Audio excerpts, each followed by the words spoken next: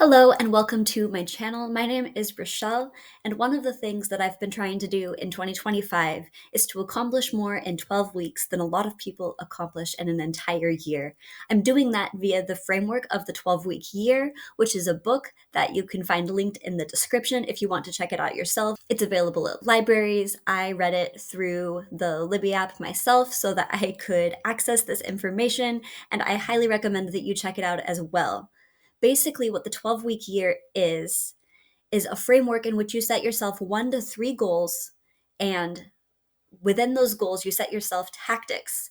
That is, measurable things that you can do every week for the next 12 weeks in order to accomplish these goals.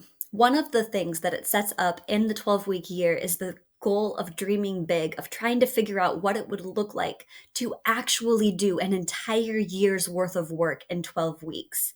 If you want to check out my previous attempts at the 12-week year, I did just finish one a couple of weeks ago that I will link to both above. You can click on it, and in the description I will link to it, talking about how my last 12-week year went. And honestly, I did accomplish more in 12 weeks than it's possible to accomplish in a year for some people. And as we're going into this next period, which will start this week, the week of April 7th, all the way through the end of June, I want to do it again. There's so many ways that I'm already succeeding, and I wanted to keep that momentum going, keep working towards my longer term goals, some of which have come so much closer to me in terms of realization already. We'll get into that as I go over this. From here, what I wanted to do was actually walk you through the ways that I set up my 12-week year in my template that I've created in Notion, that is also linked in the description if you'd like to use this yourself to track your 12-week year. I find it really useful. It's just a matter of pressing a couple of checkboxes whenever you accomplish something, and then checking in every week, which is part of the 12-week year anyway, is the accountability of checking in and seeing how you're doing. So let's go ahead and open the template and get into what it looks like to start a new 12-week year. So what I've done here is I've taken the template that's available from the Notion Marketplace. I've gone up to the 3 dots and clicked duplicate, found where that was in my Notion, and then added it to my 2025 dashboard into the category that I want it to be in there. And this is, besides that, all I've done is change it to represent when this is taking place between April and June of 2025. When I first made this template, I cheated a little bit in terms of making it usable for myself. And these were the 3 goals that I tracked from January through the end of March. I was tracking my musical, my YouTube, and working on yoga. But those are not the goals I'm tracking anymore, which means I get to go through and actually show you how to update this to meet your own goals. However, before we mess with the template, I'm going to go over to start a new 12-week year, and I'm going to look at this and actually fill in these prompts that are available in the template already. Now, this isn't going to change. I sat down and did the vision for my life in 3 years in September of 2024 when I first did a 12-week year. I did it from September to December, and then January to March, and now I'm doing April to June. This is my 3rd one. And this vision, I actually want to keep working toward the same vision for September of 2027. I don't want to keep kicking the can down 3 years.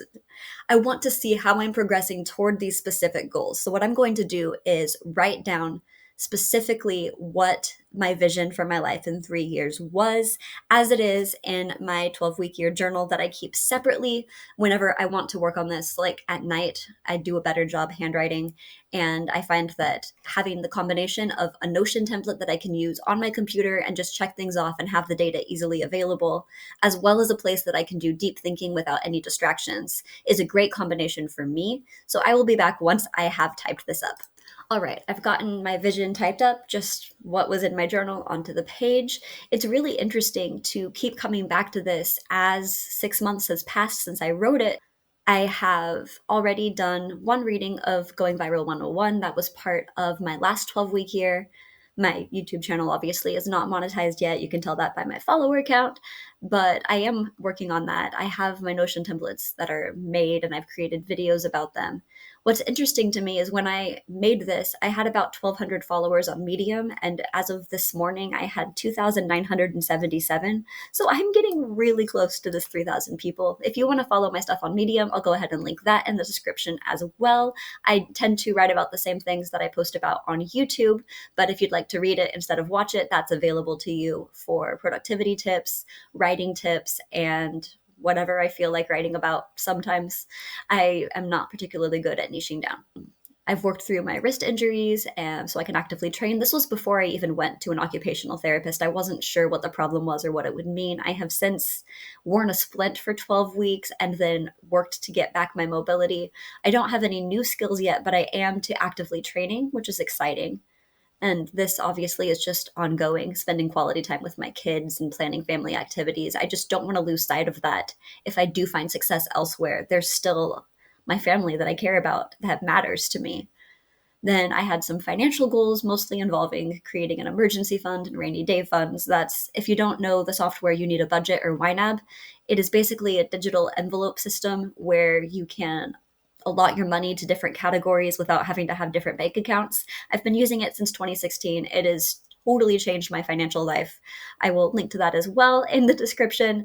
But basically, my rainy day is a YNAB turn where I have individual envelopes digitally for car maintenance and medical and buying a new PlayStation, what would it be, 6 when it finally comes out, and like replacing technology and my cell phone that will eventually, and like putting $1 a month aside for my passport renewal that will happen in 2029. Like those are my rainy day categories. Eventually they're money set aside for a rainy day.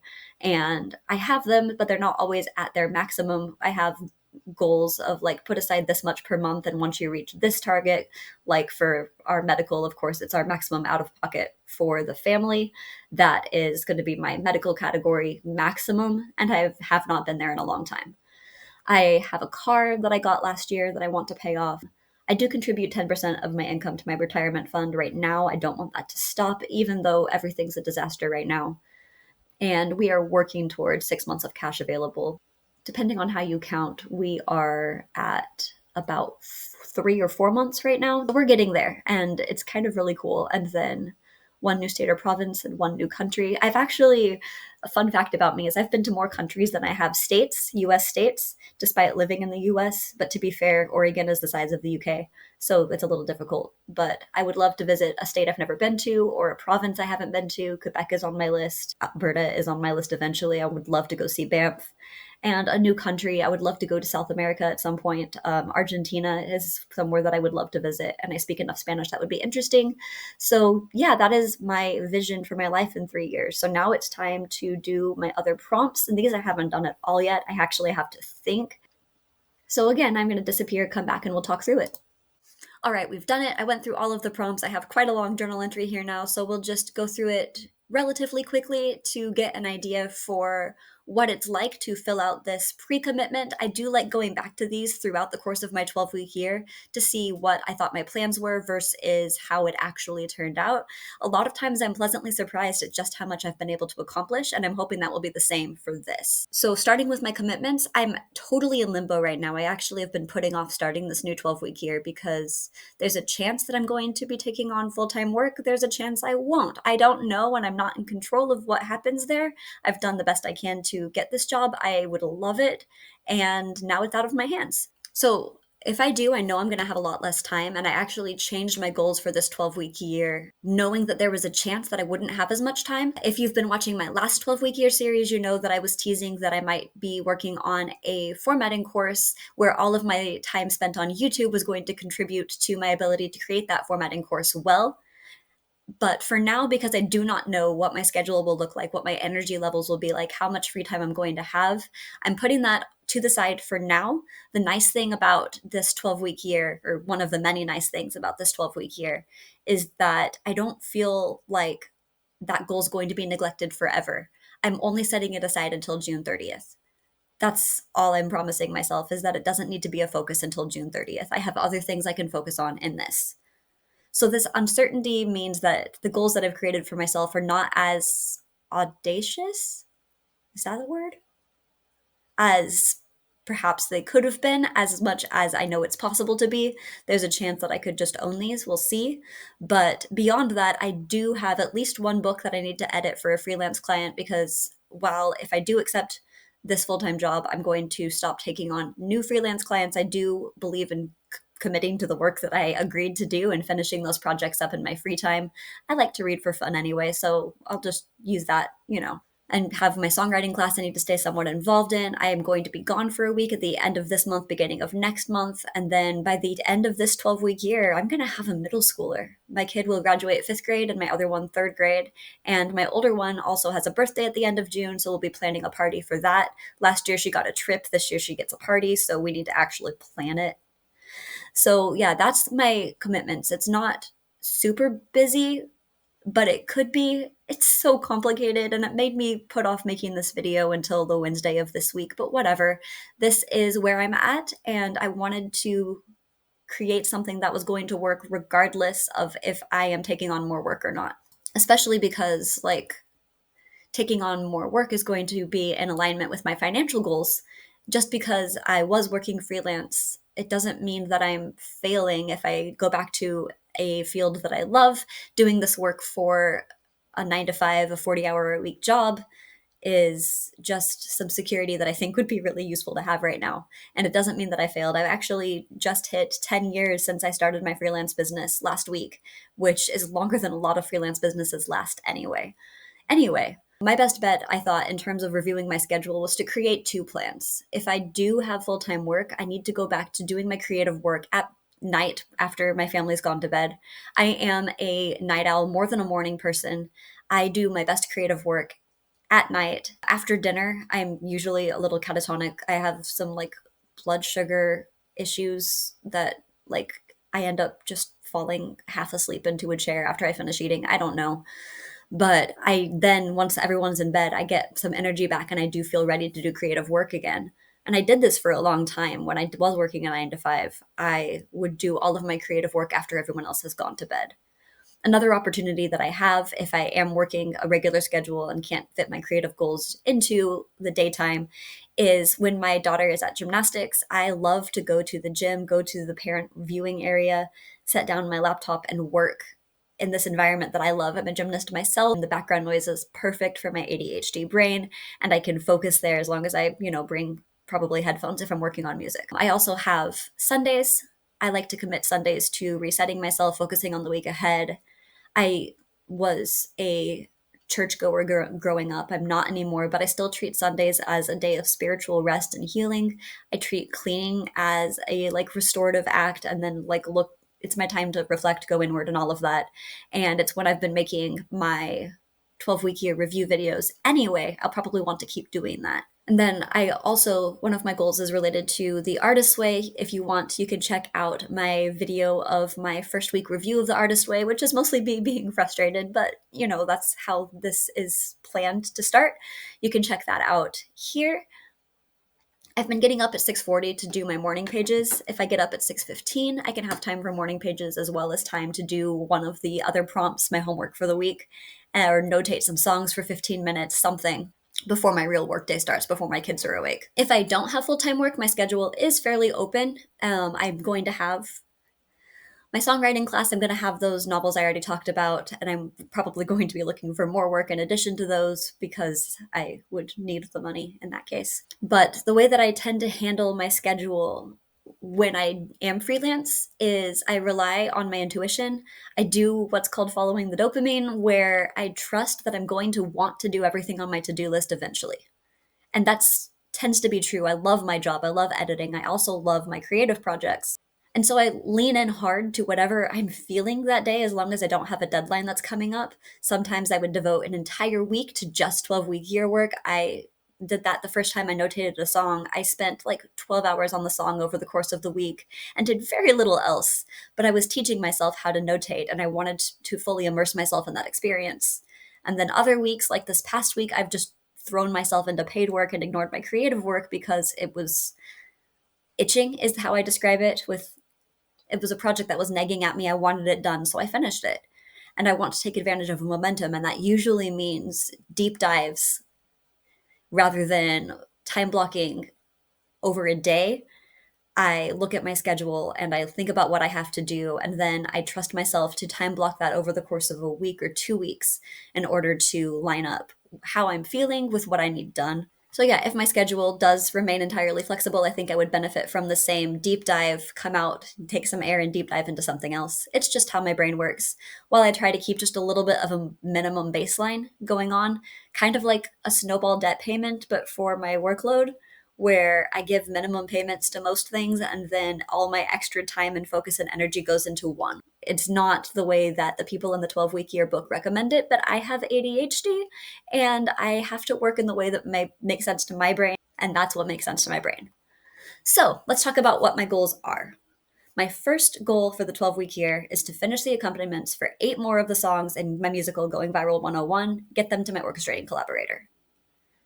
Other like non-notating related goals include like actually creating demos for any of them, whether I'm singing or I bring people in to sing on them, as well as working with, that's not a word, my adjunct professor friend who teaches acting.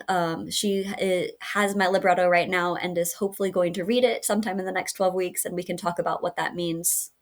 I also have a local musical writer that I'm acquaintances with that I would love to get to talk to, but I've been scared to reach out. I want to find out what it's like to put things into development. I feel so out of my element when it comes to what comes next. I'm really confident in my ability to do the writing, the libretto, all of that, but the notation and trying to figure out how to get it workshopped is just so different from the world of novel writing where I came from that I do feel a little bit like a beginner and a little over my head in that respect. So the tasks I need to accomplish is, well, notating the songs. Beyond that, learning more about notation and accompaniment, studying the songs that I want to like be in the same ballpark as. Like I have the sheet music for Dear Evan Hansen and for Waitress, both of which I've been studying to try to figure out what they're doing and how it works.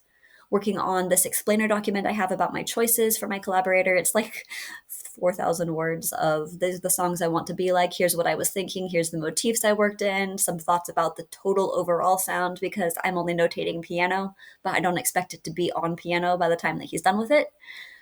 And then again, reaching out to people to talk to about next steps, as well as some of the people in my songwriting class who are more classically trained in vocal than I am and would like to potentially help me record demos. Plus, I don't want to record myself singing duets or male parts. I'm just not there. So I am mostly on pace to reach this goal, although I have been putting off working on it. Like I said, I just took a deep dive into some paid work, getting that off of my plate. Part of why I did that was because I have felt creatively stuck on the song that I'm on. I also expect that I'll reach another sticking point because the way that I've decided to structure my work is instead of notating in order from beginning of the show to end, I'm working through different storylines. I have two main storylines that do intersect, but one is about the romantic relationship between Zoe and Emily, and one about Wyatt and Grace. And I've been working on the Zoe and Emily songs. I'm almost finished with those. Then I want to switch over to Wyatt and Grace before doing group numbers that involve all four or really six main characters. But I have to switch musical universes when I go from Zoe Emily to Wyatt Grace. They are different motifs, different musical keys, different ways I'm playing with how to tell the story via the accompaniment, which is such a new thing for me. I'm really enjoying it, but it's very new. I do need to stop avoiding the work, even if it means just opening up a different song and putting in a couple of measures of work. A few measures of progress is still progress. So if I were to reach this goal sooner, I would prioritize getting at least a few measures done each day, bouncing around between songs if I'm stuck, but coming back to those sticking points. I would keep educating myself on notation, accompaniment, and the specific beast of accompaniment for musical theater, studying the songs that I have sheet music for, like I talked to. I'd also lean into repetition and copy paste. There's a lot of that you can do when you're working with different sections of songs. And I've found that when I try to copy paste sections of music and realize my verses actually aren't the same length of each other, using copy paste is actually forcing me to write better because I do have to go back and be like, okay, how can I make this mirror? Do I need to create verses that are the same length? Do I need to add space to the one that's shorter in terms of musical space where the extra accompaniment can fit? So on. I can see the mismatches and decide if they're contributing to the story or not.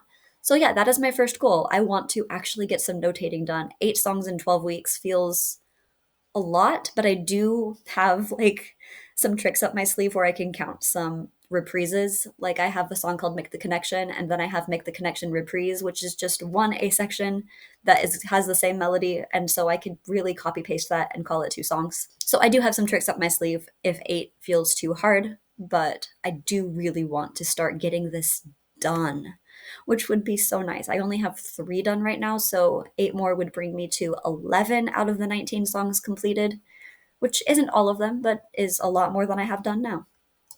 My second goal is to complete the Artist's Way course. I'm on week 2 right now. I'm going to have a week or 2 of leeway in completing this goal in 12 weeks because it is a 12-week course. But really, this goal is about being open to what the creative universe prompts me towards and doing the work of connecting my intuition and caring for my inner artist. A lot of it sounds very new agey, but honestly, I do find it works. I find it's really useful in restoring my creative well, which is important right now, and just treating myself with respect and being open to what the universe has for me in terms of artistic freedom and expression, in terms of what my career is going to be, just letting myself learn this position of openness rather than closeness, trying to be comfortable with who I am as an artist and what sort of stories I like to tell, all of that. So the tasks for this are pretty straightforward because it is a course.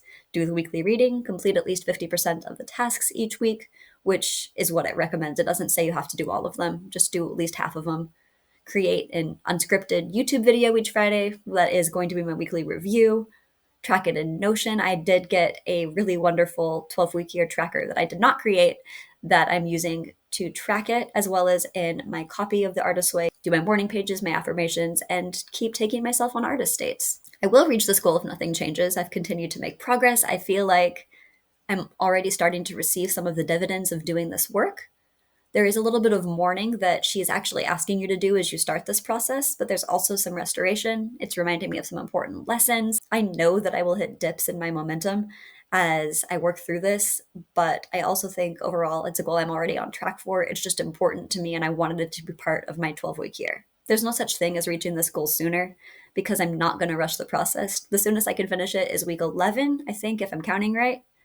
But if I'm going to let the experience change me, I need to be open to it, prioritize it, and then take care of my sleep and exercise needs so that I have the mental space to do the work. Keeping it up when I'm on vacation might be difficult, but we'll see. My final goal feels kind of silly, but admitting that it feels silly seems silly because that's out of alignment with how I like to approach the world. I'm trying to avoid saying that the things that I want are silly. But it's an administrative goal, it needs done. It actually came up. I was doing an Artist's Way exercise that's looking at tiny changes you would like to make. You finish the phrase, I would like to. And one of the things that came up when I was doing that was I would like to go through my photos and add some more space. There's been this part of my brain that's been taken up by the fact that I have 80% of my storage full in Google. So I want to lower it from 80% down to 70, maybe 65%. But I need permission to focus on it. So I'm putting it in my 12-week year goal. So obviously the task that will help me accomplish this is taking the time to go through the photos and videos each day, if only for 5 to 15 minutes at a time. My plan right now is to go through the photos from the last 4 years twice. Once to get rid of obvious duplicates, unnecessary things, bad shots, whatever. And then maybe again, I'll compare it to OneDrive because for a while I had my photos being saved in both places. If I already have everything saved, I can do fewer things kept on Google since I have less storage there. If nothing changes, my storage will only go up. I only started removing things last night, so I've been dealing with this and kind of shoving back the problem, dealing with 1 or 2% at a time for a while without going through and actually doing the work. And if I were to reach my goal sooner, I would make it a priority, maybe set up my social media that I already have this app called Stay Focused. I paid like $7 or $8 for it years ago, forever. And I can set it up so that I cannot open social media until I've spent 5 minutes on Duolingo. And it's been a long time since I missed a day of Duolingo. I can do the same thing where all of my social media won't open until I've spent 5 minutes on Duolingo and 5 minutes in Google Photos working through my storage. I can also let it be my catatonic time. Like I mentioned, after dinner, a lot of times I'm just unavailable emotionally and physically. And I find myself scrolling social media a lot after dinner in particular. But if I'm looking through photos instead, I can work my way through the last 4 years and actually make progress. Okay, that was a lot. And thank you for sticking around through this. I want to actually go through now and look at how to set up the goals inside of this tracker and what's going to look like for making the tactics. So this one is pretty much the same as I'm already doing. I'm going to say, I want this to be a music icon, notation one specifically. Pink feels like my color right now. Oh, look at that. Oh, so I need to go back and update this from the one that I have. I do have a little bit more work in each of these when we're getting them set up. So the leg measures that I want are, I want 8 additional songs notated and ready to send to my orchestrator. This is my plan for these 8 songs, but if instead of these last 2 being the ones that I count, I end up doing those, and additionally some of the what's called diegetic, which means the songs that even the people on the stage know are songs, because I have a concert as a part of this musical. So I have 3 songs that are performed by recording artists inside the show, like the actors are playing recording artists, then there are 3 songs that are performed on stage. Or if I do any of the group numbers, that would be fantastic. Then I have some like side quests here about finishing the lead sheets for the songs that don't have them, updating lead sheets for the ones where I ended up changing the chords or writing down the wrong chords to start with, and then also a side quest of every person that I talk to about next steps in development. In order to get things notated, I have to notate. That's pretty straightforward. Reviewing my lead sheets is kind of a once thing for them. Reaching out to people is when they happen, and then working on notating. So let's go ahead and figure out how to make these our tactics. So we're going to set this to notate songs. We're going to set first tactic as notate for 20 minutes, and our goal is to do that, let's say 4 times a week. And then I'm going to go ahead and create this for this week because we need it to exist. Then we're going to create a new tactic, edit this. I'm going to say goal per week for this. Once I probably am going to be able to stop repeating this one at some point. I shouldn't take me too long to get through all of my lead sheets and update them. And we're going to create that one as well. I'm going to create, last time I only did 1 or 2 tactics. I think I want to do a few more just to see what's happening and which tactics are contributing the most to reaching this goal. And if any of them are distracting, we'll find out. Associate that with this goal. I want to do this twice a week, so about an hour. One thing I like about the way that I've set this template up is I'm not telling myself to do these on specific days, just how often they need to happen, which I think is really important. And then I'm going to go ahead and grab, this has been significantly updated. So this is all that's in the template in terms of what is present, but I like to go through beyond the tactics and add ways that I'm reviewing these with just tables rather than databases. So I'm going to go ahead and do that real quick and I'll be right back. All right, I got everything moved over and I added a new thing from my last one that I'm pretty excited about. But right here is like this huge table that's marking what I have done the last time they were updated, starting from this last 12-week year. And then because this is just a mess to look through, what I want to do is then if I do finish notation, I want to include it here where I can just have a really easy place to review. Okay, this is what I notated this week. This is when my lead sheets were looked over. And I can just have that a little bit more accessible than having to look for which dates are the newest in this huge spreadsheet. That said, watching this fill up is really exciting for me, so I wanted to keep doing that. So that is my first goal. And the tactics, again, 3 of them, I'm pretty happy with that. So for this next goal, we're going to change it to a camera. I'm going to do these out of order because I feel like it's fine. So again, this one is pretty straightforward. I actually want to change this picture out.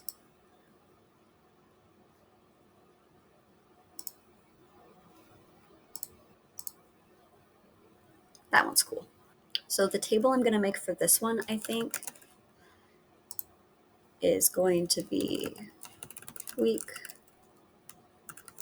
storage percent. going to be nice and simple.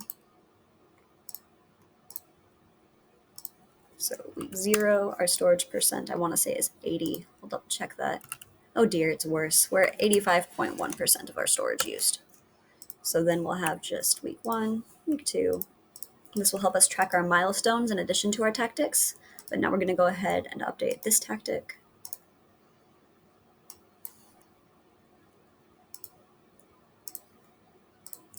We're going to make this every day just for fun. The sooner I can get this done, the sooner I can focus on my other goals, right? So we're going to go ahead, make that really quick. Again, this one's pretty straightforward. So I'm pretty happy about that. That's why I did it next. And then we have our last goal.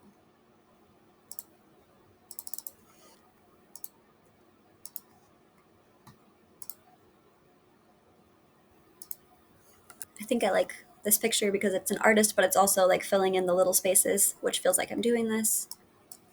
I'm not sure what milestones I'm going to track for this, but the habits are pretty straightforward. I'm going to start by just duplicating these, and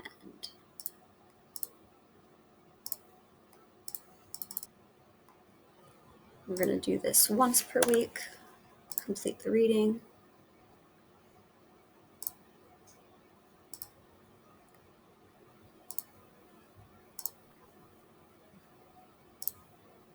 Then duplicate that one.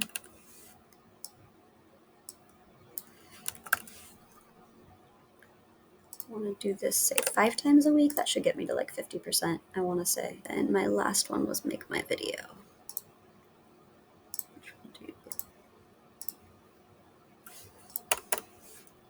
To do that once a week as well.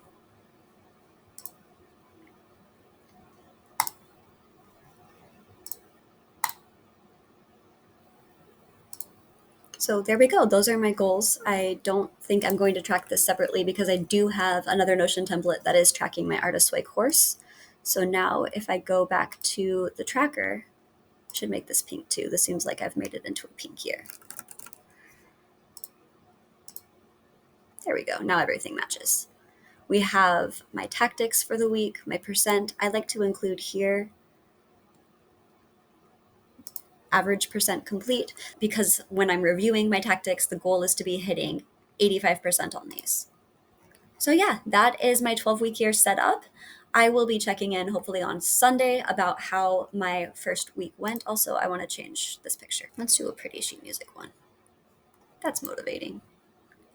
Yeah, that looks nice. I'll complete my review on Sunday. The video will post on Monday, and we can look at our 12-week year. If you're going through this too, let me know what your goals are and what your plans are for achieving them, and I look forward to seeing you soon.